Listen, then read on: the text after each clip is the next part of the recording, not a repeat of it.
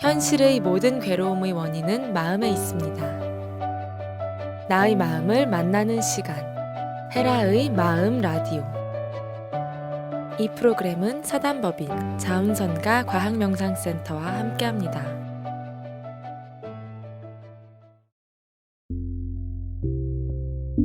제9화 소통하는 삶. 첫 번째 시간. 이 대화는 참여자의 동의로 녹음되고 공개되었습니다.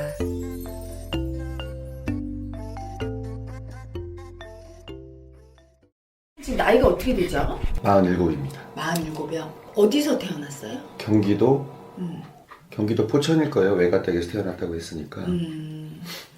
아버님은 어떤 일 하셨나요? 아버지는 젊은 시절에는 그 작은 공장장 하시다가 그 다음에 목축업 하시다가 예. 근데 목축업이 망한 다음에는 그냥 노동하시죠. 노동. 목축업이 망할 때 몇 살이었나요? 중학교 3학년이요. 아유, 그렇구나. 그래서 그때부터 가세가 힘들어지니까 힘들었겠네요. 네. 살림살이 힘드니까. 그러면 네. 이제 노동하고 해서 돈 얼마 벌어? 얼마 못 버니까 그런 부족한 돈은 어떻게 있어요? 글쎄요. 그거는 어머니도 같이 일을 하셨고 어떤 일 하셨어요? 그러니까 비슷하게 공장에 가서 아마 일하셨을 거예요. 이래서 막 이제 애들 네. 키워야 되니까 돈 벌고. 네. 엄마 아빠는 어떻게 결혼하셨어요? 연애? 연애하신 것 같아요. 그러니까 막 엄마나 아빠가 이렇게 말하는 거 들어보면 두 분 중에 어떤 분이 먼저 좋아해서? 그거는 그냥 제가 보기엔 엄마일 것 같은 느낌이 들어요. 예, 그냥 은연중에 그 예전에 아버지가 인물도 괜찮으시고 막 힘도 세고. 예, 세고 그러니까 예, 그런 거에 반했다 뭐 그런 얘기 하신 적 있었거든요. 아버지는 몇 형제였나요? 몇 형제 중에 몇째? 아버지는 3남 2녀의 셋째. 그러니까 맨 위에 큰아버지, 고모, 그 다음에 아버지. 예. 밑에 남동생, 여동생이 있고요. 아버지 성품은 어땠나요? 아버지는 조용하시고요. 내성적이시고. 예. 뭐 화내거나 이런 거 별로 없어요? 화를 잘 안 내시죠. 그러니까 애들한테 화내도 그냥 한 번 소리 지르는 정도? 예. 어머님 성격은? 어머님 성격은 불같으시죠. 화를 잘 내시고 주로 네. 화내는 게 어머님이셨구나. 예. 확 쏘아붙이면 그냥 바로 무서워서 대꾸도 못하는 자식들은 그렇죠. 어머님은 좀 무서워하고 자랐군요. 예. 어렸을 때 지금 생각해보면 자기를 표현한다면 어떤 아이라고 이렇게 얘기하고 싶어요? 어렸을 때는 되게 개구장인데, 개구장이면서 남들 엄청 무시하고, 예.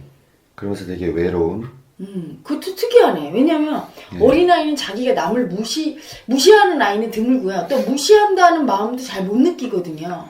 어렸을 때는 사실 몰랐어요, 무시하는지를. 몰랐는데, 어느 날 어머니가 초등학생 때였는데, 친구를 데려와서 둘이 같이 노는데, 친구가 간 다음에 그런 얘기를 하시더라고요. 친구랑 노는데 친구한테 계속 그렇게 얘기를 하면 친구가 좋아하겠냐 그래서 뭐라 그랬는데 그랬더니 계속 미련한 놈 계속 그렇게 얘기를 했다는 거예요. 제가 친구한테. 예.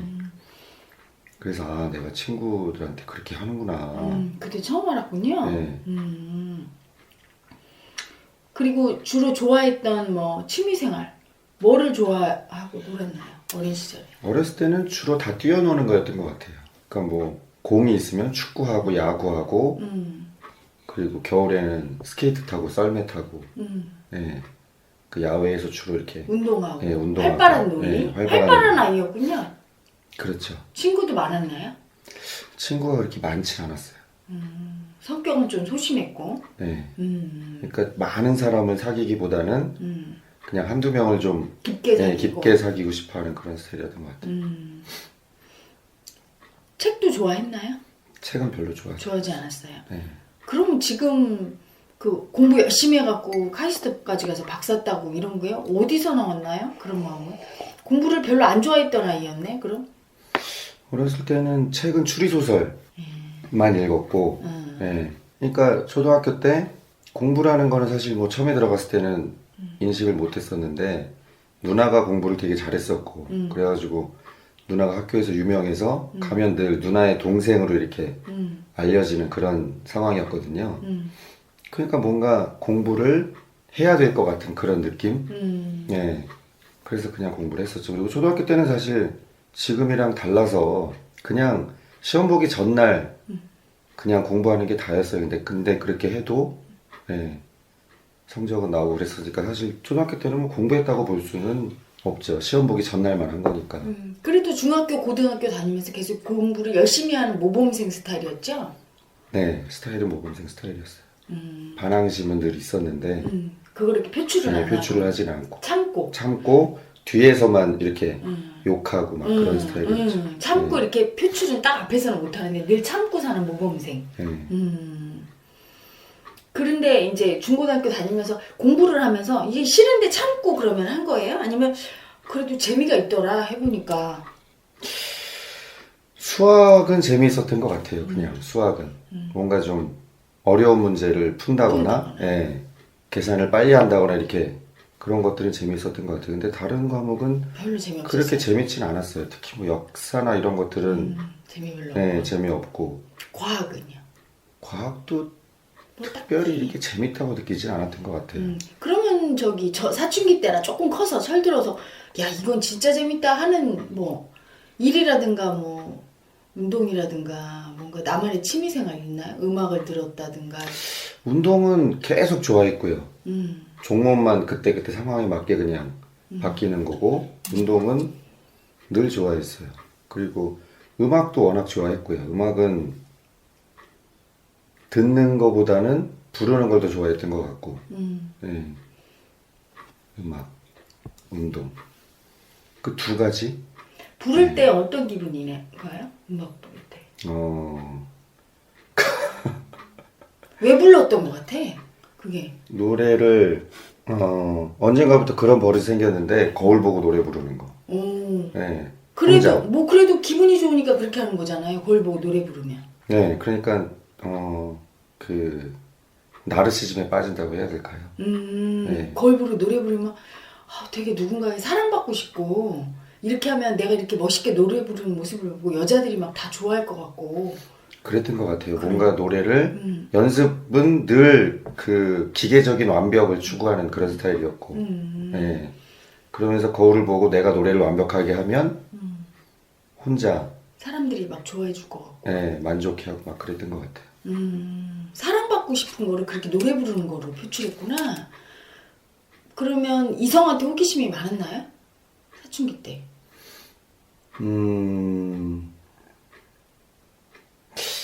다른 애들보다는 덜했던 것 같아요. 막 그렇게 여자 좋아하고 막 이러지는 네. 별로 안 왔고. 그 사춘기를 특별히 이렇게 막 티나게 보내지는 않았어요.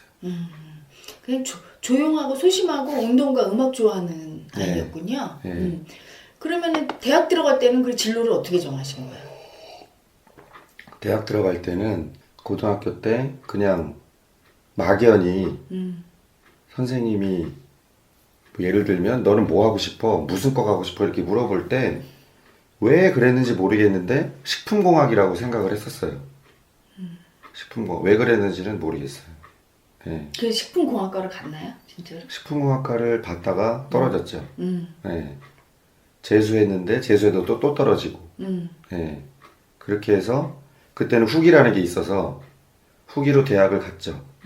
생물공학과. 네. 열등감이 엄청 건드려지는 거예요. 그러니까 나는 아닌 것 같은데 여기 있을 건 아닌 것 같은데. 네. 그래서 그때는 그 열등감을 극복하기 위해서 계속 공부를 했던 것 같아요.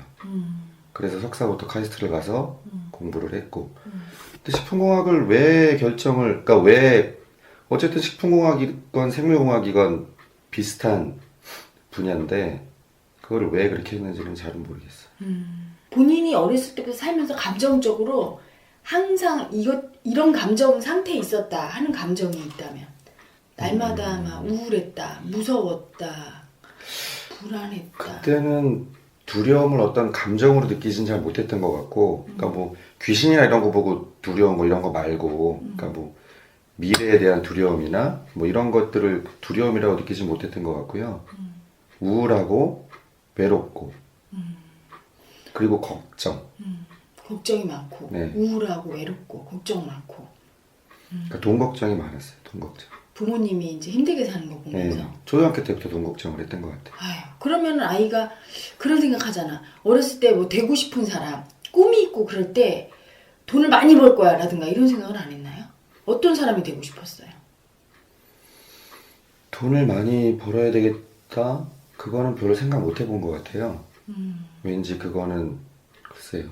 주변에서 본 게 별로 없어서 그런지 어떤 사람에 대해서 그렇게 구체적으로 내가 어떻게 살겠다 이런 생각을 해본 적이 네. 없고 그냥 초등학교 때 선생님이 너는 꿈이 뭐야 물어보면 그때는 변호사라고 얘기했었어요. 왜 변호사가 되고 싶어 그러면 그냥 억울한 사람이나 어려운 사람 도와주고 싶어서 그때는 그렇게 얘기를 했었어요. 근데 막 내가 엄청 열망하는 꿈이나 이런 게 있었던 건 아니고 네, 그랬던 것 같아요. 우울하고 외롭고 그러면 그 당시 나와 지금의 나 어른이 돼서 나가 별로 일관성이 없지 않고 꾸준히 자라서 그 아이가 지금의 된 거죠, 그렇죠? 네. 뭐 이렇게 많이 바뀐 것도 아니고. 그럼 본인의 자신의 모습을 동물로 표현하면 어떤 동물 같아요? 동물로 표현하면 고양이요, 고양이. 왜요? 글쎄요. 뭔가 살기는 있는데 두려움도 많고 예, 확 표현을 하지 못하고 잘 모르겠어요. 제일 좋아하는 동물은 어떤 동물이에요? 저는 고양이 좋아해요. 왜? 그러니까 강아지는 와서 되게 피대. 귀찮게 굴고 그리고 큰 개들은 모르겠는데 집안에서 키우는 개들은 주로 좀 뭐라 그러죠? 가볍다 그래야 되나요? 뭐 되게 부산스럽고 막 예. 근데 고양이 좀 얌전하고 예, 고양이는 얌전하고 귀찮게 안 하고. 예, 귀찮게 안 하고 예. 본인이 좋아하는 식물, 꽃이나 나무나 꽃은 향기가 좋은 꽃을 좋아하는 것 같아요. 이렇게 딱 생각해 본 적은 없는데 예. 본인을 식물로 비유하면요. 대나무 왜요? 뭔가 그 뭐라 그러죠? 대쪽 같다는 표현 꼿꼿하다. 예, 꼿꼿하다 예. 본인이 어떨 때 꼿꼿하다고 느껴요?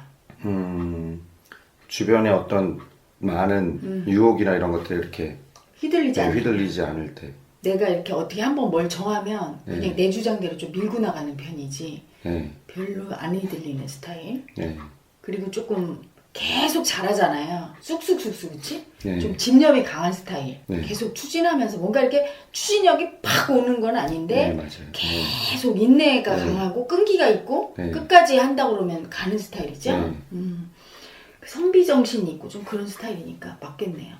그러면 색깔로 표현하면은 색깔 지금은 딱 파란색이 떠오르긴 하는데요.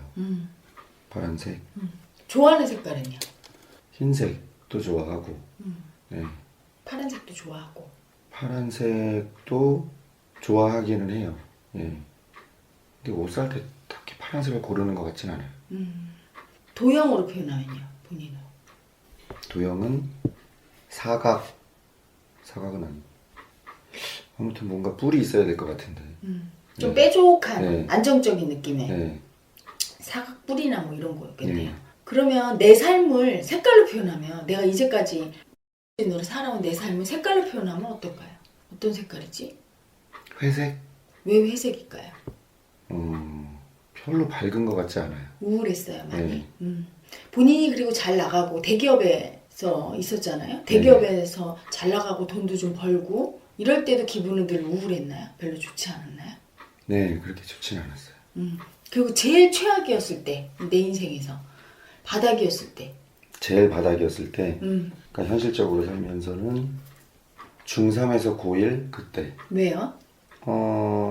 집이 망하면서 1학년 때 고1 때 이사를 갔는데 다섯 식구인데 다섯 식구가 단칸방으로 이사를 갔었어요. 그리고 방이 하나밖에 없으니까 웬만한 것들은 다 버리고 꼭 필요한 것만 가져갔었기 때문에 그냥 삶이 되게 엄청 우울했었어요 그때. 예, 그리고 남들 앞에 나가는 것도 되게 힘들었고 되게 창피하고 네, 창피하고 수치스럽고 누가 물어보면 정말 그거 피하느라고 되게 힘들었고요. 화제를 다른 데로 돌리느라고. 예. 그러면 본인이 살면서 감정 기복이 크지 않았군요. 네, 감정 기복이 그렇게 크진 않았어요. 막 좋을 때 엄청 좋고 나쁠 때 엄청 나쁜 게 아니라 네, 늘 좀 그런 거. 우울하면서 네. 이렇게 그런 스타일. 어느 순간부터는 아예 그냥 변화가 없죠. 이렇게 예를 들면 운동을 그렇게 좋아하는데 축구 경기를 보면은 처음부터 끝까지 그냥 팔짱 끼고 그냥 보는 거예요. 골이 들어가도 그냥 봐요. 막 좋아하지 않고. 네, 좋아하지 않고. 왜 그럴까요? 어렸을 때도 그랬나요? 어렸을 때는 안 그랬어요. 이렇게 막 애들하고 운동하다 골 하나 넣으면 난리 나잖아. 네, 좋아하기도 하고 집에서 뭐 볼 때도 가족들 같이 보면 그때 막 일어나서 환호하기도 하고 그랬었는데 어느 순간부터 그렇게 됐어요. 감정 표현 아예 안 하게 됐어요. 안 하게 되고 예, 좋은 것도 안 하고. 왜 그랬던 것 같아요? 본인이 지금 생각해보면 아, 왜 내가 이렇게 감정 표현 안 하게 됐을까? 뭔가 감정 표현을 하면 남들한테 좀 약해 보인다고 해야 되나요? 엄마가 감정 표현이 심한 분이었죠, 좀. 네. 엄마를 보면서 어떤 마음 주로 올랐나요? 막 감정 표현 심하게 하시는 모습을 보면서 별로 좋아 보이진 않았죠. 무시했죠. 저렇게 천박하게 저렇게 표현한다. 점잖아야 된다. 그리고 잘하면서 뭔가 집안이 이렇게 잘 살고 굉장히 좀 남들한테 내놓기 떳떳하고 이런 집안 같으면 엄마가 그렇게 표현해도 애가 그렇게 위축이 안 되는데 늘 남한테 수치당할까봐 두려워서 조마조마하는데 엄마가 그렇게 하면 더 수치당해. 그래서 자기도 모르게 무의식은 참는 쪽으로 갔어요. 감정 표현. 엄마랑 난 달라. 수치 안 당해야지. 인생이 우울했던 이유는요. 자기 감정을 참았어요. 두려워서 수치당할까봐. 야, 너 니네 집 망했지? 아빠 뭐 하셔? 아빠 막 막노동하셔? 막 이렇게 남이 얘기하면 내가 너무 상처받을까봐. 그리고 내가 그렇게 약간 이렇게 calm down 돼 있어야지 사람들이 나한테 와갖고 이렇게 말도 안 걸고 밟고만 이러면 막 말 걸고 소통해야 되잖아요. 그러면 나는 내 상황을 다 들켜버리는 걸? 그러니까 나는 뭔가 또래 아이들보다 뭔가 생각이 많은 아이처럼 보이고 우울했어요. 내 감정을 참고. 사실은 그게 들킬까봐 두렵고 내 상황을. 그래서 무시당할까봐 무서운 아이였던 거예요. 그래서 자기도 모르게 친구를 그렇게 무시하고 그냥 무의식이 너무 두려운 거죠. 그러니까 얘가 무시하기 전에 내가 무시해주고 무시당할 만한 일은 하나도 안 하는데 그 기준은 나예요. 그래서 엄마가 막 그렇게 감정 표현할 때 막 무시를 했어. 내 마음으로. 그러면 나는 그렇게 되지 말아야지. 남들도 나를 무시할 거야. 저럴 때. 참았어요. 우리 감정 에너지는 그게 독소거든요. 참으면 어떻게 되냐면 표현하지 않고 참을수록 발산이 안 돼요. 그래서 그 에너지가 사실은 사랑일지라도 누구를 굉장히 좋아하는 마음도 너무 참으면 어떻게 되냐면 옛날에 왜 상사병이란 거 있잖아요. 네. 요즘 시대에는 그게 없어요. 왜냐하면 요즘은 뭐 좋아한단 말 너무 많이 남발해서 탈이고 쿨하게 헤어지고 이러잖아. 근데 우리 어릴 때만 해도 누가 상사병으로 죽었대 이런 말 듣잖아요. 너무 참는 거야. 말을 못하고. 말했다 거절당할까봐. 그래서 죽는 경우도 있고 하니까 그게 뭐냐면 사랑 에너지를 지금 생각해보면 엄청 참은 거예요. 사랑조차도 그래. 근데 수치를 그렇게 참은 거야. 창피당할까봐 두렵고 막 창피하고 막 무시당할까봐 두려운 열등감 이거를 엄청 참은 거예요. 참으니까 그 에너지가 쌓이면서 무의식에 쌓이면서 늘 우울하지. 내 삶은 늘 우울하고 한번 그 패턴이 지속되니까 바꿀 수가 없는 거예요. 그게 나를 이렇게 딱 가두어 버렸어. 실제 님은요 어렸을 때 얘기 들어보면 되게 활발한 아이였어요. 그리고 이렇게 운동을 좋아한다는 얘기는 자기 표현을 몸으로도 자기 표현하죠. 나 몸으로 표현을 그 당시에는 말은 많이 안 해도 몸으로 다 표현했던 거야. 그래서 지금도 운동을 좋아하는 거 표현하는 거 사실은 좋아하는 사람인데 말을 많이 하게 되면 소통하게 되고 소통하면 나의 그런 치부, 열등감, 수치심을 들킬까봐 두려워서 참다 보니까 삶이 우울하고 그래서 내가 원하던 대로 뭐 카이스트 석박사 따서 대기업에 취직해서 돈도 많이 벌어도 늘 그 마음 때문에 늘 들킬까봐 두렵고 수치스러운 마음 태아 때 마음이죠. 어린 시절 마음이고 그 마음이 나를 딱 옥죄니까 근데 즐거운 게 없는 거예요. 남한테 그냥 수치 안 당해 이런 거 그냥 사는 거죠. 자 마음 공부를 만나서 만나니까 그나마 요만큼 표현하잖아요. 느껴주고 아마 그래서 시원했을 거야. 시원하면서 본인이 그동안 억눌렸던 그런 것들이 이걸 통해 좀 해소될 수 있겠다 싶어서 아마 무의식으로 왔을 거예요. 본인은 과감하게 회사 그만두고 들어오기까지 결정을 깊이 생각을 했을 거 아닙니까? 왜 그런 결정을 했다고 봐요? 되게 어려운 결정이에요, 그게. 그때 그 처음에 들어왔을 때 지내면서 그냥 그런 마음이었어요. 그때는 아, 내가 나중에는 결국은 이걸 하게 되겠구나. 이 공부를 계속 해서 이와 관련된 일을 하게 되겠구나라고 생각을 하고 그게 언제가 될지에 대한 생각은 별로 안 해봤거든요. 근데 그러고 나서 밖에 나가서 1년 반 정도 이제 회사 생활하면서 지내보니까 너무 힘들더라고요, 사실. 네. 어떤 부분이 제일 힘들었나요? 그러니까 제가 생각했던 세상의 모습이랑 밖에 나가서 보여지고 주변의 사람들이 사는 모습이랑 너무 다른 거? 어떻게 다른가요? 그러니까 다들 그러니까 너무 괴롭게 사는 거죠. 너무 괴롭게. 예. 괴로운 걸 그냥 이를 악물고 참으면서 그냥 살아내는 거예요. 그냥. 예. 근데 그거를 저도 그 상황에 있는 게 되게 힘들기도 하고 그리고 그렇게 사는 사람들 보는 게 너무 괴로웠었어요. 그때는. 예. 그리고 또 한편으로는 지금 생각해보면 그 열등감이죠. 열등감. 열등감이 전보다는 좀 더 심하게 느껴졌다고 해야 될까요? 네, 그러니까 같은 상황에서도 전보다는 마음이 더 마음이 더 괴로웠던 거죠. 그러니까 반응하고. 그러니까 정말 이렇게는 못 살겠다. 이렇게는 못 살겠다. 다른 사람보다 더 많이 참았던 거예요. 본인의 성격이 고집이 센 건 아시죠, 그렇죠? 네. 고집이 세고 고집이 세다는 얘기는 참는 힘이 강한 사람이에요. 두려움을 엄청 참고 버티고 열등감, 수치심 참는 사람이 그 고집의 강도가 그래서 생기거든요. 그러니까 어렸을 때부터 그 참아왔던 그게 엄청 심각하게 남들의 거의 10배, 100배 이상이 쌓였던 거야. 보통 애들 때는 그렇게 안 참거든. 근데 일찍 나이에 철이 든 거지만 세상적으로는 아이는 엄청 고통받은 거지, 무의식이. 아버지 망하고. 세상 눈치를 다 보면서 어른 생활을 한 거야, 애기가. 그게 너무 괴로웠기 때문에 조금 열리니까 그 괴로움이 나오는데 뭐 말로 할 수 없는 거지, 고통이. 내가 너무 힘들고 또 아마 그렇게 생각했을 거야. 내가 정말 이렇게 괴롭게 죽을 때까지 살아야 되나. 이렇게 참으면서. 이건 삶이 아니구나. 그래서 이제 마음 공부로 들어오신 거지. 들어와서 이제 수행하면서 아마 굉장히 힘들었을 거예요. 어린 시절에 그 경험 정보 때문에. 그거를 또 참고 살았기 때문에 이미 이거야. 표현하는 방법을 잘 몰랐을 거예요. 발산하는 거. 그냥 이렇게 풀면 되는 줄 알았고 소통하는 거를 모르는 거야. 이런 거죠.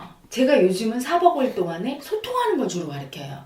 제가 가르쳐보니까 저는 소통을 거부하는 스타일이 아니고 좀 막가파로 아이 그래 수치 당하려면 줘 이렇게 확 까는 스타일이라 소통을 그렇게 사람들이 힘들어하는지를 몰랐거든요. 근데 우리 수행자 중에 아니 내가 여보 소리를 안 하는 분이 계세요. 그러니까 그냥 뭐 이렇게 말을 안 한대. 그러니까 자식이 어떻게 되겠어요. 부모가 서로 다정하게 여보 호칭도 안 하고 사니까 아이가 너무 심하게 우울증도 걸려있고 그래서 여보 소리를 하라고 하는데 4년 만에 하시는 분이 있어요. 너무 심각하게 그렇게 소통을 거부하는. 근데 그런 분들을 보면서 여기 와서 아무리 마음을 뭐 표현하고 느끼고 해도 막상 현실에 가서 소통을 직접 하는 게 이 마음 공부가 실천적인 거거든요. 그러면 막 1년을 푸는 것보다 한 번 소통이 더 훅 내 마음을 내려가요. 그리고 그 다음에 계속 소통하니까 또 반복돼서. 근데 마음 공부를 오래 해도 그걸 안 하면 소통을 안 하는 사람은 굉장히 이게 느리고 힘들다는 거를 제가 예전에는 그렇게 중요하게 그걸 몰랐어요. 그러다가 근래에 사람들을 보면서 왜 누구는 빨리 되는데 저럴까 보면 그 소통하는 거에 대해서 어려움을 겪는 분들이 딱 나가면 소통이 힘든 거예요. 소통으로만 깨지는데 마음은 소통할 때 마음이 깨지고 소통할 때 내 마음 에너지가 감정 에너지가 나가면서 시원해지고 소통하면 아 오해구나 이렇게 알면서 상대를 용서하게 되는데 그래서 계속 하면서 거기서 사랑을 느끼고 용서하고 그럼 행복해지고 에너지는 나가고 하는데 그냥 그 소통을 못하는 분은 여기 와서 그냥 풀어내기 할 때 감정 발산 쬐끔하고 근데 그거는 막상 그렇게 해놓고 나서 가면 또 닫아버리고 이러니까 이게 청산이 너무 느리고 안 되는 거죠. 지금 가장 큰 문제는 제가 진단하기에는 그거예요. 소통이 너무 힘든 거야. 왜냐하면 어린 시절부터 엄마 아빠가 소통이 안 됐어요. 제가 진단해 보기에는 아버지는요 비록 망하고 했지만 약간 이렇게 뭐라 해야 되나 양반 가문에 대부분 양반들은 무능했어요. 옛날에. 이렇게 뭐 글이나 읽고 다 이렇게 하인들이 뭐 해주고 부인이 막 머리 깎아서 뭐 이렇게 했잖아. 그러니까 머리는 좋은데 무능한 사람이 많아요, 양반이. 그러니까 아버지는 양반이었던 거야. 그리고 이렇게 말 같은 것도 정제에 대해서 조금 하고 화도 막 잘 내지 않고 이렇게 참고 이렇게 선비 스타일인데 엄마는 다혈질이고 어떻게 보면 수치가 강하고 막 이렇게 그런 쪽에 대해서 이게 통념적으로 얘기하면 교양이 없다고 할까? 이런 스타일이 만난 거예요. 그럼 두 분이 소통이 되겠어요? 안 되지. 엄마는 조금 더 과격하고 남자답고 휘어잡을 수 있는 그런 남자를 만났고 아버지도 조금 교양이 있고 이렇게 얌전하고 조신하고 그런 여자분을 만났어요. 소통이 되는데 각자의 방식으로 소통한 거예요. 그래서 소통이 안 됐고 소통의 부재 때문에 사실은 더 힘들었던 거야. 상황이 막 집안이 망하고 이런 게 중요한 게 아니죠. 엄마는 엄마대로 막 소리 지르고 아빠는 막 그런 여자가 너무 싫고 수치 올라오고 근데 말을 못하겠어. 내가 무능했으니까. 망했으니까. 근데 그걸 보는 어린 나도 답답한 거예요. 둘이 어떻게든 소통도 안 되고 아빠 입장에서 자꾸 쓰게 되죠. 나는 남자고 엄마가 막 수치 주고 그런 스타일이니까.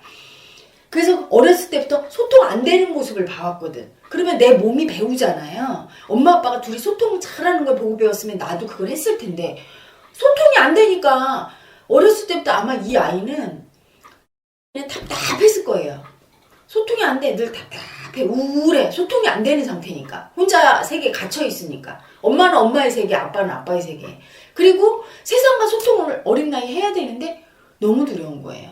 맨날 아빠가 무시당하는 거 보고 엄마가 소리 지르는 거 듣고 그리고 우리 집안은 가난해서 망했어. 이러니 내가 소통하면 수치당할 거가 뻔하고 그러니까 난 아이들과도 소통을 잘 안 하고 한두 아이만 깊게 사귀는데 그 아이들한테도 사실은 우리 집안 상황까지 다 열지를 못하는 거야. 너무 자존심 상하고 열등의식이 있어. 왜냐하면 그 열등의식이란 머리가 좋고 뭔가 좀 잘 살던 사람이 망하면 더 심한 법이거든요. 그러니까 본인이 원하는 삶은 조금 더 높은데 내가 너무 바닥에 추락했으면 그 열등의식이 더 심하거든요. 뭐 마음을 못 연 거야. 사실 마음 공부란 마음을 여는 정도거든요. 열고 살면 편한데 열지 못하면 갇혀있던 그 마음의 에너지 때문에 괴로움을 당하는 거잖아. 그러니까 날마다 참고 갇혀서 괴로움 당했던 거야. 그래서 본인은 이제 학벌도 그 열등의식 때문에 카이스트 가서 석박사 따고 대기업 가면은 이제 난 돈도 벌고 좋은 여자 만나서 살면 난 행복할 줄 알았는데 사실은 행복은 그런 건 아니거든요. 행복은 마음으로 느끼는 건데 내가 그렇게 마음이 괴로운 상태, 마음 에너지가 갇혀있는 상태에서는 행복할 수 없거든요. 그냥 머리로 굶어 죽지 않을 정도로 만족하고 남한테 무시한다는 당하는 정도지 날마다 내 마음은 괴롭고 우울했을 거라고요. 그래서 만족을 못하고 있다가 마음 공부 만나서 그나마 자기 표현 조금 하니까 숨 쉴 것 같고 살 것 같고 해서 이제 입문을 했는데 입문하고 나가서 열려버리니까 잠재의식 열리면 그 괴로웠던 에너지가 쏟아져 나오는데 얼마나 힘들어요. 그리고 예전과는 다르게 세상과 소통을 자기도 모르게 하고 있어. 그러니까 더 예민하게 느끼죠. 웬만한 어떤 상황에 부딪혔을 때 더 심하게 열등감도 올라가고 더 심하게 괴로움도 올라가고 옛날에 조금 불쌍했던 사람은 더 불쌍하고 옛날에 괴로웠던 상황은 더 괴롭고 그러니까 그걸 버텨내기는 내가 너무 힘들고 그리고 내 성격 자체가 소통을 하는 성격이면 그 괴로움을 표현했을 텐데 예를 들어 부인한테 여보 나 힘들어 죽겠어 이렇게 말하는 사람은 직장 다니면서 오래 버텨요. 그러니까 제 친구 중에 남편 중에 맨날 때려치겠다는 사람이 있어. 그 사람 20년째 다니거든요. 맨날 때려친대. 근데 늘 다니고 야 네 남편 때려친다며. 걔는 맨날 만나면 그래요. 야 때려친대야. 왜 다녀? 처음에 그랬거든요. 근데 나중에는 친구들이 또 때려친대지? 그러면 늘 그런데 안 그만둬. 다녀요. 왜냐면 그만두고 싶은 마음을 표현하면서 에너지가 나가니까 괴로움이 그래 또 다니지 뭐 이 마음이 올라오거든요. 근데 꾹 참는 사람 절대 그만두지 않은 거야. 이런 사람은 언젠가는 그 마음의 에너지가 폭발하면서 그만두거든요. 못 참는 거지. 스타일 자체가 소통을 못하고 참는 스타일이었으니까 그게 안 됐던 거예요. 회사 생활하기 너무 힘들었던 거예요. 그러니까 그만두고 나가서 마음 공부를 들어갔는데 마음 공부하면서도 사실은 마음 열고 막 소통했어야 돼요.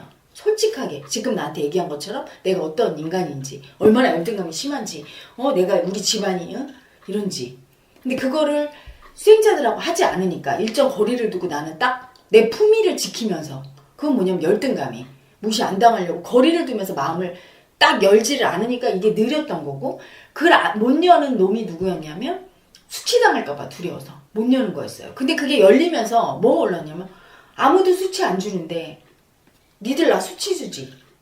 남한테 오히려 무시하고 막 하면서 수치 당한다는 그게 올라와서 엄청 고생하다가 그게 이제 나가면서 남은 과제는 뭐냐면 소통해야 되는 거예요.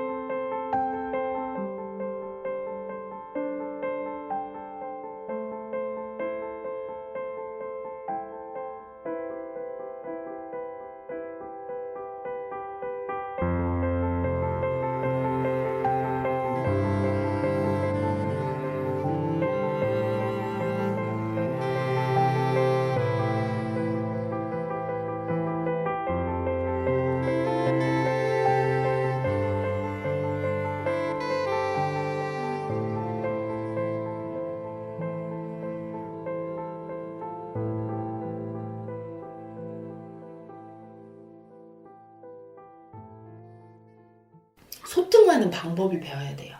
나이가 47인데 4살짜리도 안 되는 거지. 소통하는 요령은. 왜냐하면 어렸을 때부터 부모가 전혀 소통을 못하는 걸 배웠고, 또 하나는 직장 자체가 인간관계에서 소통을 많이 해야 되는 직장이 아니었어요. 연구직이었고, 그치? 그냥 위에서 어떻게 명령 내려오면 그냥 나는 오더 내리면 그냥 그걸 연구해서 그냥 보고하면 되는 체계지, 막 세일즈를 한다든가, 그래서 누구한테 뭘 판다든가, 막 가서 누구한테 부탁을 해야 된다든가, 내가 내 손으로 사업을 일궈서 사람들을 막 만나야 된다든가, 이런 걸 안 했기 때문에, 소통하는 직업이 아니었기 때문에 그게 아직도 체득이 안 돼 있고, 이 마음 공부하면서 조금 나아지긴 했는데 아직도 그 부분에 어려움이 있는 거예요. 그걸 할 때 그냥 내려가게 돼 있어요.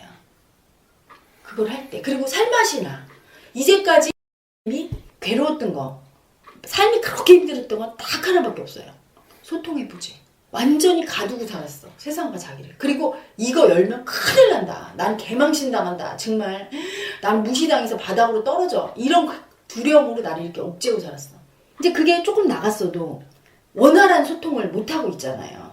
지금도 소통할 때 굉장히 생각을 많이 해요. 그게 증거예요. 보통은 누가 뭘 물었을 때 제가 이렇게 본인은 어떤 동물로 표현할 수 있어요? 그러면 보통 느껴지는 대로 그냥 대답하거든요. 근데 그게 힘들어요. 그냥 대답하는 거. 느껴지는 대로 그냥 대답하는 거. 생각을 오래 해요. 내가 이렇게 대답했을 때 저 사람이 어떻게 받아들일까? 그걸 늘 자기도 모르게 생각하고 있는 사람이야. 그건 뭐냐면 아기처럼 그냥 훅 느끼고 표현하는 게 아닌 거죠. 덜 열린 거예요. 소통할 때 소통의 기본 첫째 조건은 진실하다. 그냥 내 느낌을 그냥 솔직하게 표현한다. 이거거든요. 그리고 상대가 얘기할 때 그냥 그 진심으로 마음으로 느끼면서 들어준다거든요. 근데 그 자체가 이미 잘 안 되고 있어요. 그리고 이미 어린아이가 사춘기 때 거울 보면서 노래 부른다는 얘기는 뭐냐면 노래에 집중하는 게 아니고 노래를 막 부르면서 그걸 느끼면서 행복을 느끼는 게 아니라 거울을 보면서 노래 부르는 내 모습이 사람들이 어떻게 볼까? 남들이 어떻게 평가할까? 이미 두려워, 얘는. 그래서 그게 남들의 평가에 신경 쓰느냐고? 사실은 자기가 그 노래를 부르면서 즐거워하고 마음이 행복한 거는 버린 거지. 너무 두려운 아이였어요. 소통하는 거에 대해서. 그래서 지금까지 살면 그 소통의 부재, 그리고 늘 내 마음에 집중하고 내 마음을 솔직히 표현하는 게 얼마나 중요한지를 인지를 못했기 때문에, 그리고 그게 정말 내가 엄청 행복한 길이고 상대가 나를 진짜 사랑하게 만드는 길이라는 거, 무한 사랑을 주고받을 수 있는 길이라는 걸 몰랐기 때문에 늘 한 자락을 깔고 살아온 거예요. 그것 때문에 괴롭고 힘들고 삶이 좋지 않았던 거예요. 그래서 그거부터 바꿔야 되는 거지. 그걸 바꿔서 소통을 하게 되면 아, 인생이 이렇게 아름답고 행복한 거야? 그렇게 느끼게 되고, 그걸 몇 번 경험했어요. 사랑으로 소통할 때, 자기 마음을 표현할 때. 어땠어요 그때? 좋았죠. 엄청 좋았죠? 네. 그거 대기업에 입사해서 월급 많이 받는 거랑 비교해봐요. 소통할 때 기쁨과 내가 돈을 벌고, 아우 삼성 다녀? 그럴 때 사람들이 막 이렇게 아유 좋은 데 다니네? 이렇게 칭찬할 때 기분과 비교가 안 되죠. 예를 들어 비유로 설명하면 그러니까 그런 건 사실은 별 느낌이 없거든요. 네. 그냥 조금 웃줄? 네. 그런 거라면 이거는 그냥 행복한 거죠. 그 행복을 인간이 할 수 있는 말로, 언어로 표현해 본다면 살아있는 느낌. 이제까지 죽어 있었어요. 죽어 있었다고. 그 체면의 관념 때문에. 아버지 체면, 그리고 그 물려받은 체면, 엄마는 그 체면을 자꾸 손상시키고, 왜 엄마 같은 여자가 왔을까요? 아빠한테 이렇게 보여주는 거야. 엄마가 얘 무능한 주제에 무슨 체면이니, 그걸 버려라, 이걸 주는 메시지인데, 아버지는 엄마가 그러니까 더 꽁꽁 싸매면서 체면, 아들도 그걸 보면서 더 꽁꽁 싸맸던 거예요. 열어 젖히지 못하고 너무 힘들었던 거지. 답답했던 거죠. 그 참았던 그 에고를 열어 젖힐 때 조금 빛이 들어오는데 너무 행복한 거죠. 그리고 행복하면서 몸이 알게 됐어요. 아, 안전하구나. 이렇게 소통하고 내가 사랑한다는 걸 표현해도 괜찮구나. 예전에는 누구에게 사랑한다, 좋아한다 표현하는 거에 대해서 어떻게 생각했어요? 못하는 일이죠, 그거는. 왜요? 네. 글쎄요. 특별한 이유는 모르겠지만 제가 할 수 있는 건 아니었어요, 어쨌든. 엄마가 아빠가 엄마한테 그런 표현을 하는 걸 못 봤군요. 네. 영화나 드라마에선 봤잖아요. 사랑 표현하는 거. 네, 맞죠. 그런데 수치스럽죠. 창피하고 네. 나는 그런 표현 못하는 사람. 그럼 님이랑 결혼하기 전에 연애할 때 네. 그때는 표현했잖아요. 억지로 하는 거죠. 아, 행복하지 않았나요? 그 표현할 때? 수치심이 더 많이 느껴졌던 것 같아요. 행복보다는. 네. 그래서 사실은 마음 공부의 백미는 마음으로 소통할 때 느껴지는 희열과 존재의 사랑. 그 사람이 어떤 존재라도 내가 그 사람을 사랑하고, 내가 어떤 존재라도 나를 받아줄 것 같은 사람이 있다는 거. 그게 너무 좋은 거예요. 사실은 뭐 어떤 거룩한 존재가 되고 뭐 다 좋죠. 하지만 살아있음을 느끼고 내 존재 자체가 사랑이 될 때, 그때 행복이죠. 내가 사랑에 취해 있을 때는, 내가 미움으로 떨어졌을 땐 다시 관념으로 굴러 떨어진 거고, 늘 그 마음으로 살 수 있을 때, 언제든지 내가 그 마음을 느끼고 소통하고 살 수 있을 때. 그래서 이미 그 소통의 맛을 봤어요. 그래서 이제는 세상에서 다시 마음을 닫고 옛날처럼 소통 안 하면서 그런 일을 하면서 할 수 없죠. 그리고 왜 그동안 그렇게 오랫동안 소통 못하고 그런 관념, 참는 관념, 그걸 쓰고 살았느냐. 사실은 그 참는 관념 때문에 지금의 기쁨이 있는 거예요. 남들보다 더 많이 두꺼운 벽을 쌓고 살았기 때문에 이 벽을 허물었을 때 들어오는 빛도 너무 밝죠. 남들은 그 쌓은 벽의 두께가 얇기 때문에 사실은 어느 정도 빛은 들어오고 있었어요. 그렇기 때문에 창문을 열어줬을 때 들어오는 빛에 대해서 엄청 환희롭게 느끼진 않아. 그런데 한테는 엄청 소중한 거예요, 이 사랑의 빛이. 왜냐하면 너무나 오랫동안 47년간 콘크리트를 쌓고 살다가 열어서 그 눈부신 태양빛을 보는 순간 그 우울한 내 인생에 완전히 찬란하죠. 그 빛은. 너무나 행복하고. 그래서 우리가 수행 원리 얘기할 때 극고의 고통의 지옥을 뚫어야 극락이 온다가 그거예요. 남이 느끼는 행복보다 훨씬 행복을 느끼죠. 그리고 그게 님의 앞으로의 무기가 될 거예요. 소통하는 기쁨을 알기 때문에 엄청 소통을 좋아하고 하게 될 거고요.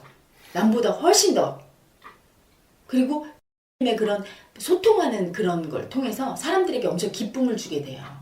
내가 그게 엄청 소중하고 대단하다는 걸 알았으니까 누군가 나처럼 대한민국의 40, 50대는 다 그래요. 물론 보다 더 심한 분도 있고 덜한 분도 있겠지만 대부분 머리로 살고 가슴으로 소통하는 기쁨을 몰라요. 부인한테 이렇게 꽃을 누가 가져왔더라? 이렇게 줘요. 자기가 이렇게 당신 생각해서 가져왔어. 사랑해. 이걸 못하는 거예요. 되게 어거지로 수치스럽게 쑥스럽게 이렇게 하고 그래서 진짜 행복을 못 느끼고 창피함만 느끼고 이게 대부분 대한민국 40, 50대 현실이거든요. 그런 분들의 가슴을 뚫고 소통해 줄 수 있죠. 그리고 왜 할 수 있느냐? 너무 잘 알아. 왜 못하는지. 내가 못했잖아요. 너무 쑥스럽고 해서. 그래서 잘 배려하면서 그걸 해줄 수 있어. 그 사람 가슴을 뚫고 사랑 주면서 나한테 마음 열게 하고 소통하는 거 가르치는 거. 소통의 전문가가 되려고 그렇게 괴로움을 참고 살았던 거야. 소통 못해서 괴로웠던 거야. 근데 그게 자기 관념으로 그렇게 두렵고 참았던 거예요.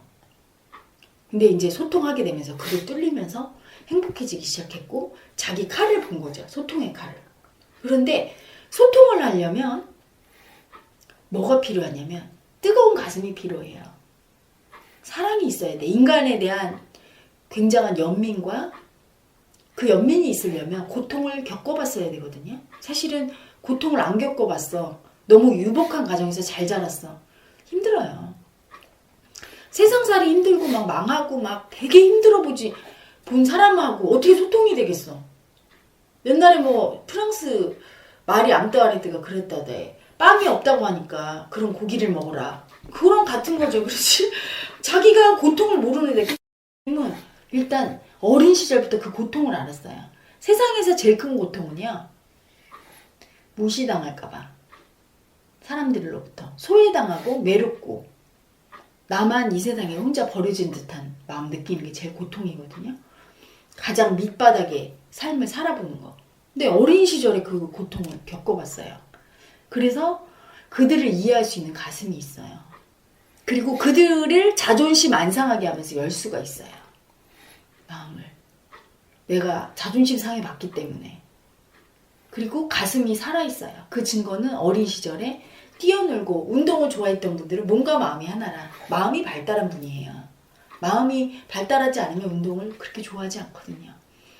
그래서 가슴이 따뜻해야 되는데 이미 그걸 갖춰서 고통을 한번 겪어봐서 그런 사람들에 대한 따뜻한 시선이 있고 두 번째는 소통이 되려면 지식도 있어야 돼요. 언어라는 매개체를 통해서 소통을 하는데 기존의 사회적인 지식이 있는 그런 엘리트나 그런 사람들과 소통할 때 그냥 무조건 가슴으로 사랑만이 능사가 아니죠. 머리로 차근차근 합리적으로 이해시켜서 논리적으로 받아들이게 하고 그 다음에 가슴으로 뚫고 들어가야 되는데 그 두 번째는 그게 돼 있어요. 지적인 면이 있으니까 합리적이고 논리적이고 딱딱딱 설명해서 머리로 받아들이게 하고 그 다음에 가슴으로 뚫고 들어갈 수 있으니까 두 번째 그게 있어요. 그리고 세 번째는 그 소통하는 걸 좋아해야 되거든요. 그게 싫어 나는. 응? 그런 사람은 그냥 사람하고 소통하지 말고 직업 자체가 컴퓨터를 한다든가 연구직이나 이렇게 있어야 되거든요. 근데 자기가 소통을 닫고 자라서 해본 적이 없으니까 이게 좋아하는지 몰라서 연구직을 간 거지 굉장히 좋아하는 거거든요. 마음에서는. 그러니까 그거 조금 저랑 소통했다고 너무 행복한 거. 그 마음을 느끼잖아요. 너무 좋아해. 그래서 일이 아니라 이건 즐거움이 되는 거야. 그 사람이 이렇게 소통해주면 막 너무 감동하면서 막 고맙다고 내 인생을 바꿨다고 해주면 자기가 더 좋아. 너무 행복하고 막 살아있는 걸 느껴. 그래서 일이 아니에요. 님이 불행했던 것 중에 하나. 일이 너무 일이었어. 예전에 대기업에서. 제가 아직도 너무나 기억에 남는 말이 있어요. 어떤 일을 하고 싶으냐? 그러니까 인형 눈깔 붙이는 거 하고 싶다.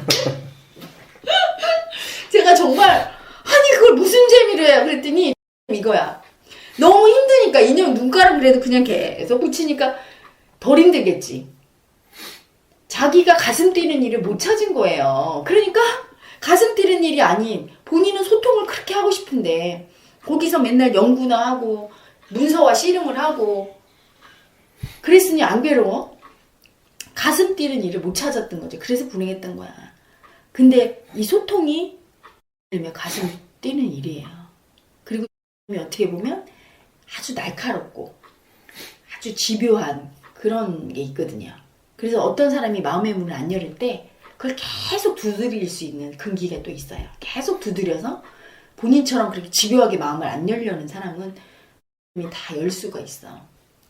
그래서 열렸을 때의 기쁨은 엄청나죠. 그 사람도 행복하고 본인도 엄청 행복하고 그 칼이 날카롭고 아주 유능하고 좋았던 만큼 칼을 갈고 연마하는데 시간이 걸리고 고통스럽고 힘들었던 거죠.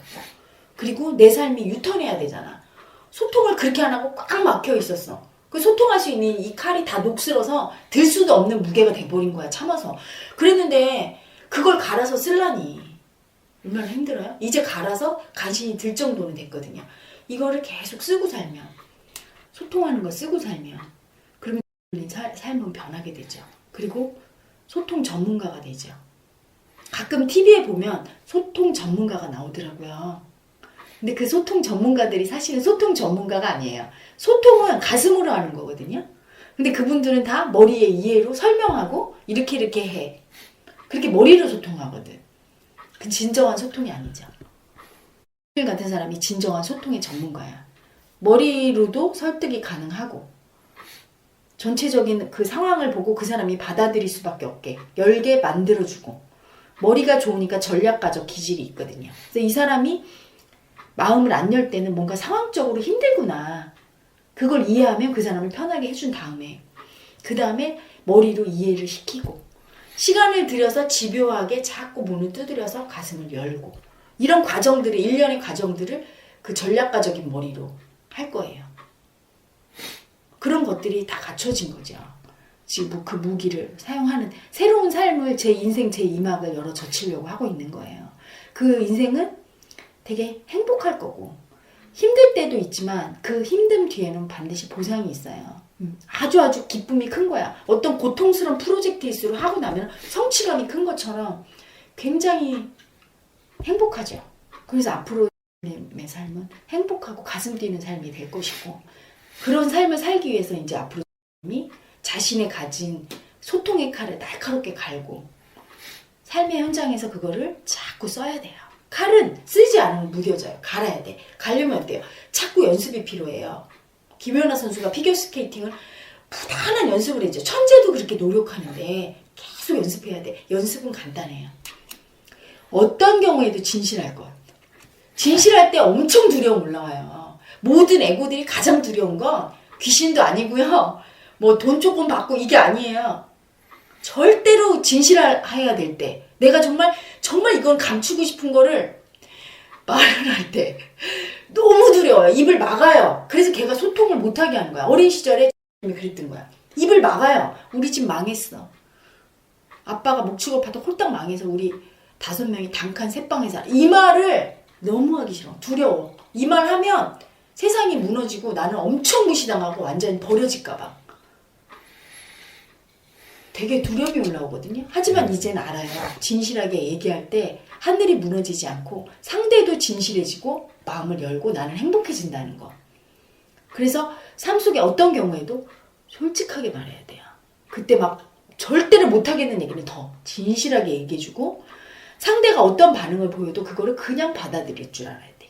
날 무시하면 무시하는 대로 나를 위로하면 위로하는 대로 받아들여야 돼요. 왜냐하면 상대가 만약에 나를 무시한다면 그건 하나님의 마음을 보여주는 거야. 내가 나를 무시하는 마음이 있는 거죠. 너 그렇게 가난해? 이렇게 무시하는 마음. 그래서 겸허히 받아들여야 돼요. 아, 내가 무시하고 있구나. 그래, 마음으로 받아들여야 되고 위로하는 모습을 만나면 아 내가 나를 위로하는구나 그 마음을 보여주는 거죠. 밖에서 나타난 모든 상황이 어떤 객관적인 대상이 있다고 생각하지 말고 나밖에 없다는 걸 굳게 믿어야 돼요. 소통할 수 있고 소통의 대명사가 되고 소통 전문가가 되는 유일한 길이에요. 용감해져요. 그렇게 하면. 저는 그렇게 해서 칼을 갈았어요. 왜냐면 남이라고 생각하면 너무 두려워요. 근데 의식으로 모든 걸 창조했다. 우리 수행원리죠. 이 세상에 남이 없어. 다 나야. 천상천하 유효도총. 일체유심조. 내 마음이 보여주는 거죠. 그래서 저게 내 마음이라고 생각하면 용감해져요. 그냥 딱 얘기하면 그 사람이 반응하는 대로 받아들이는 거죠. 이걸 부단히 연습하다 보면 가진 재능이 있어요. 굉장히 사랑 에너지가 커요. 응축된 에너지죠. 어린아이가 어린 시절에 굉장히 표현하고 싶었거든. 엄마 아빠한테 사랑을. 그런데 엄마 아빠가 사랑 표현하는 걸 안 가르쳐 주니까 어떻게 표현할 줄을 몰라. 사랑은 올라오는데 계속 눌렀어요. 그 응축된 사랑과 미움의 에너지가 표현하고 싶은 에너지가 엄청 크거든. 그러니까 그거를 훅 표현할 때 상대방의 마음을 확 쳐요. 상대가 감동할 수밖에 없고 상대가 감동하면 마음을 열고 님한테 확 그 마음을 또 줘요. 감동하는 마음. 그럴 때 행복할 거고 어느 순간 행복을 느끼면 그 칼을 계속 쓸 거예요. 계속 쓰면 칼은 연마될 거야. 연마되면 난 자신감이 더 생겨. 세상에서 어떤 사람도 내가 마음으로 열 수 있어. 이런 자신감이 와요. 그러면 세상은 만만해지고 내가 정말 소통 전문가가 되는 거예요. 이제까지 님이 힘들었던 건 안 열으려고 해서 열면 큰일 나. 이렇게 착각했던 망상 떠는 에고 때문인데 이제는 알거든요. 열면 큰일 나는 게 아니라 열면 편안해지고 열면 모든 게 제자리로 돌아가고 행복해진다는 거를 알아요. 그래서 두려움이 올라와도 그걸 이겨낼 수 있어. 그리고 하면 이제 피드백만 남은 거예요. 세상 사람들이 나한테 반응하는 거. 내가 얼마나 사랑받는 존재인지를 알아야 되는 거지. 예전에 어린 시절에는 엄마 아빠의 그런 소통의 부재와 아빠의 사업 실패로 인해서 어린아이가 어떻게 생각했냐면 무의식이 세상은 참 냉정하고 우리를 버리고 나를 사랑하지 않아. 그것 때문에 안 열은 거거든요. 근데 한번 내가 안 열어서 사랑을 못 받았다는 걸 모른 거죠. 아기가. 근데 이제 마음 공부를 통해서 여는 걸 배웠단 말이죠. 열게 되면 사랑이 엄청나게 쏟아져 오면서 세상은 나를 사랑하려고 준비하고 있었는데 내가 닫았구나를 알게 돼요. 그걸 뼛속 깊이 아는 순간 계속 하게 돼요. 그러면서 내 칼은 연마되고 나는 점점 행복해지고 제자리를 찾아가요. 내 인생이. 돈의 유무와 상관없고 사회적인 명예와 권력과 상관없이 그냥 내가 꿈꾸는 가슴 뛰는 삶을 살게 되고 그 삶을 통해서 세상의 많은 사람에게 사랑을 주고 은혜를 베풀고 잊지 못할 경험을 안겨주고 하면서 나는 정말로 사랑과 존경받게 되고 더불어 풍요로움도 그냥 저절로 따라오게 돼요. 그런데 그때는 이미 내가 돈이 많다 적다는 중요하지가 않아요. 내가 행복하다는 게 중요하고 많은 사람이 나를 소중하게 생각하고 내가 그들을 소중하게 생각한다는 게 정말 중요한 거죠. 저 같은 경우도 이 가치를 깨닫기까지 한 10년이 걸렸어요. 제 인생에서 제일 소중한 게 무엇인가. 많은 사람들이 나에게 너무 소중한 존재인 것이 제가 이거를 살아가는 원동력이 되고 또 제가 하는 일이 엄청 힘이 들어요. 근데도 할 수 있는 건 그들을 너무 사랑하기 때문이고 내가 그들을 사랑할 때 그들도 나를 사랑하는 걸 알고 있고 내가 누군가에게 엄청난 소중한 존재고 나도 그들에게 목숨을 줄 정도로 소중한 존재들이 있다는 거. 그럼 너무 인생에서 의미가 다른 거죠. 그래서 지금은 돈이 있든 없든 내가 나중에 뭐 유명해지든 안 해주든 남이 날 인정하든 안 하든 아무 소용이 없는 상관이 없는 상태가 됐어요. 그래서 행복해졌죠. 그런데 그렇게 될 거예요. 앞으로. 그러면 그 삶이 얼마나 아름다운지 그걸 전하게 되고 우리 사회의 많은 사람들이 더 행복해지고 세상은 변할 거예요. 더 많은 사람이 사랑 주게 되고 더 많은 사람이 돈이나 남을 무시하고 우월감으로 젖어서 권력이나 명예를 찾지 않고 사랑으로 소통하고 위로하고 이런 데서 기쁨을 찾게 되고 그래서 진실로 누군가를 존경하고 존경받는 삶이 되고 이렇게 바뀔 거예요. 우리 모두에게 고통은 축복인 거죠.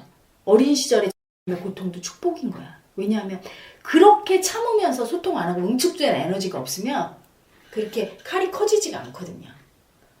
사람은 고통을 통해서 성장하거든요.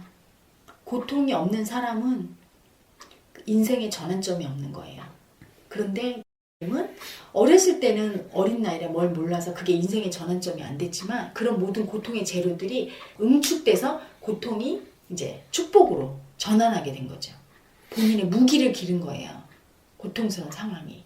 세상과 소통할 수 있고 사랑을 주는 사람으로 이제 앞으로 새롭게 거듭날 거고 그런 인물이 되어 있고 수많은 사람과 소통하면서 더 큰 일을 하게 되고 큰 인물로 성장하게 되고 그렇게 될 겁니다. 그렇게 하기 위해서 살아온 준비 기간이었던 거예요. 그동안에 모든 일련의 과정들이 다 준비 기간이었고 이제 고통을 뚫고 포기 안 하고 고통을 뚫고 그걸 다 이제 역전하려고 만홈런을 치려고 준비하고 있는 상태인 거죠. 많이 소통하고 칼을 갈고 지금 그래서 예전에 안 하던 일을 하잖아요. 아이들 가르치고 소통하는 일이에요. 아이들은 더군다나 어른보다 더 솔직한 사람들이잖아. 그렇잖아요. 예전에는 영구직이니까 뭐 사람이랑 그렇게 소통할 게 없었잖아요. 그래서 그 아이들과 소통하고 세상과 지금 소통하는 거 연습을 하려고 그걸 하고 있는 거예요. 기쁘게 받아들이시고 연습을 많이 하시면 돼요. 그리고 어렸을 때 굉장히 사랑받고 싶고 사람들에게 사랑을 전하는 사람이 되고 싶었어요. 어린아이가 노래 부르면서 거울 보는 연습을 한다는 얘기는 약간 연예인 기질이 있는 거거든. 그게 뭐냐면 대중에게 굉장히 사랑받는 사람이 되고 싶었던 거예요. 내가 이렇게 많은 사람이 날 사랑하고 주목하는 존재가 되고 싶었던 마음이 있는 거죠, 얘가. 근데 수치스럽고 나 같은 존재가 그렇게 될까? 열등의식 때문에 내가 닫고 인정을 안 했던 거야. 많은 사람과 소통하면서 그렇게 될 거예요. 많은 사람이 약간의 그 연예인 기질이 있죠.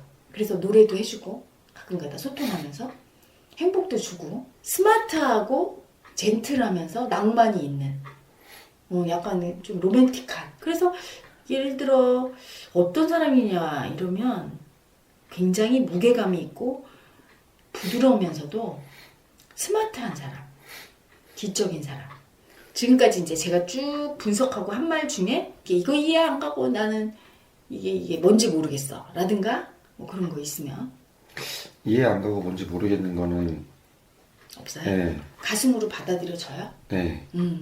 그거 되게 중요해요. 받아들이는 게. 왜냐하면 자기 마음이 나는 이런 사람이야 이렇게 아는 대로 살거든요. 그게 괴로워도 좋아. 그렇게 살아요. 그렇게 살 수밖에 없었던 게 어린 시절에 엄마 아빠 소통 못하는 거 봤죠. 나도 소통 안 하죠. 나는 소통 안 하는 사람이야. 난 이렇게 닫고 있어야 돼. 난 당연히 이런 사람이야. 이렇게 알고 있어요. 괴로워도 그렇게 살 수밖에 없었던 거야. 누가 안 알려줬으니까. 제가 알려주는 거예요. 당신은 소통해야 행복해. 마구 소통해. 괜찮아. 사람들이 다 좋아할 거야. 이렇게 알려주고 자기가 내가 그렇구나. 또한 사랑으로 한번 소통해 보니까 너무 좋았어. 그때 이렇게 마음으로 받아들이면 할 수 있게 되고 더 마음으로 더 정확하게 알게 돼요. 몇 번 소통해 보면 내가 이제 마음의 문을 닫은 어떤 내가 가리키는 아이를 이거 열고 싶어. 그래서 걔가 공부 안 하고 싶어 하고 그럴 때 너 왜 그래? 이렇게 얘기를 해보면 닫힌 문이 있을 거예요. 그렇게 열어주고 사랑을 주고 그래서 애가 열리고 너무 나를 따르고 좋아할 때 내가 행복함을 느끼면 하게 돼 있어요. 아마 본인이 삶을 살면서 사랑으로 소통할 때 가장 전율을 느꼈을걸요? 항상 그럴 때 전율을 느꼈을 거야. 본인은 그 마음 느껴보려고 공부도 열심히 하고 대기업도 들어가 봤는데 사실 그때는 그게 별로였거든. 내가 행복하고 살아있다는 느낌이고 이런 건 소통할 때였으니까요. 그쵸? 사랑이 되게 큰 사람이에요. 따뜻하고. 예를 들면 허그하면서 뭐 사랑한다고 말하는 것도 너무 수치스럽고 그러니까 난 또 무슨 말을 해야 되지? 이 사람한테 무슨 말을 해야 되지? 그러니까 기본적으로 계속 그 신경을 쓰는 거죠. 내가 어떻게 해야 이 사람이 좋아할까 내지는 그런 거 자꾸 신경을 썼던 것 같아요. 근데 최근에 그냥 안으면 말이 나오죠? 그냥 너무 좋고 안고 있다가 딱 나오면 그 사랑한다는 말이 그렇게 수치스럽거나 그렇지 않더라고요. 그냥 자연스럽게 나오더라고요. 나오잖아요. 거의 엄마 아빠가 서로 소통 안 하고 사니까 나도 소통 안 하고 산 상태. 응축된 미움이죠. 이게 사랑을 그리고 표현을 못하고 애가 얼마나 사랑이 올라오는데 표현을 못했던 상태. 근데 그게 이제 터져 나오는 거예요. 그리고 한 번 이제 맛을 보니까 막 너무 좋은 거야. 그러니까 어쨌든 그 대중 속에 있으면 너무 괴롭고 예. 누구 앞에 있는 것 자체가 그냥 괴로웠었어요. 너무 무섭고 네. 무서움도 인지도 안 돼. 무서움으로 인지는 안 안 되고 돼. 그냥 막 싫으니까 계속 피하고 긴장도 네. 하고 계속 이런 피하고. 그런 삶이었어요. 예. 그러다 이제는 그 마음의 정체를 알게 돼서 예. 그걸 끌어안게 된 거예요. 그러니까 이제 소통하니까 사랑으로 녹일 수 있고 그 사랑 에너지가 뭔지를 알게 되니까 예전에 네. 마음도 인정 안 했다가 이제는 마음은 물론 인정하고 그 사랑도 인정하니까 내가 다른 인간이 된 거고 사랑을 알리는 메신저 역할을 충분히 이제 할 수 있게 된 거죠. 본인이 그걸 자각하는 게 되게 중요해요. 매 순간 생각하고 자각하는 거. 그래야 내가 얼마나 변했는지 점검이 되고 미래의 희망도 꿈꾸고 그게 의지가 생기죠. 네. 그 사실 그래도 아이들이 표면적으로 보면 좀 제가 무시당할 가능성이 좀 적다고 느껴서 그런지 아이들하고는 그래도 조금 편한 게 있어요. 예. 근데 어른 남자는 아직도 좀 불편한 게 느껴지고 예. 무슨 얘기를 해야 될지 모르겠고 그런 게 있는데 그래도 아이들은 내가 무시당할 확률이 어른보다는 적다는 느낌이 있으니까 아이들하고는 어른보다는 좀 편하고 소통하기를 싫어하고 두려워. 너 수치당할 거야. 막 이렇게 무슨 말을 해야 되지? 계속 이렇게 머리를 굴리면서 너무 두려워서 그렇거든. 근데 그걸 사랑을 자꾸 소통하다 보면 사랑이 그 두려움을 녹여요. 어떤 두려움도 사랑 앞에서는 녹아버려요. 그러니까 아이들이랑 소통하다가 이제 어른들과도 자꾸 소통하다 보면 사랑이 나와서 내가 사랑 한 번 주면 그 사람이 훅 내려가는 걸 느껴. 그럼 내가 요령을 알아.